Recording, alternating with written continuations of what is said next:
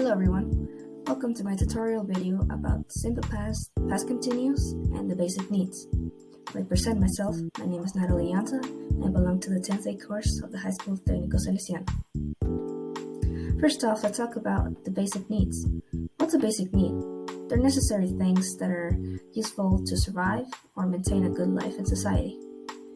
For example, food and drinks. This includes meat, fruits, water, coffee, and others. Clothing, this has inner clothes, t-shirts, pants, etc. We also need a shelter and a home, healthcare, education, communication, transportation, money, and this, well, we use it to pay our monthly expenses, right? Entertainment, and this has TV, video games, or board games, etc. Now moving on to the simple past, we use this to talk about actions that were completed in a period of time before now. The structure in the affirmative goes like this: subject plus the verb in its past form plus the complement. For example, we shopped at Walmart yesterday. In the negative, all we have to do is add did not between the subject and the verb in its base form. And for example, I didn't forget my umbrella this time. For a question, we have to change the positions of the auxiliary and the subject.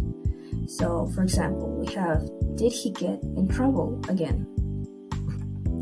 Now, speaking of the past continuous, we use this to talk about actions or states in progress, meaning that they're still happening, but in the past. So in the affirmative, we have the subject plus the verb to be, which is was or were, plus the verb with ing and the complement. For example, Matt was crying of joy that day. And in the negative, we have to add not to the verb to be. And in contraction, it would be wasn't or weren't.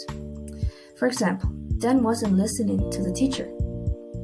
And to be able to make a question, all we have to do is exchange the verb to be with the subject. So we have something like this: was it ringing when you got there? And we also have to consider the words when or while, because these two join ideas that happen at the same time. When refers to a past simple action, meanwhile the other is used for a continuous action. For example, my aunt was cleaning my room when I got home. They were focused on their test while the others were chatting. And in this grammar, we can also find the word used to. This talks about a past situation that's no longer true, meaning that it has changed throughout the years. For example, he used to be a professional dancer when he was in his 20s. Mary used to live in an apartment, but now she has a house. Well, this has been my explanation. Hopefully it helps you, and well, thank you for your attention.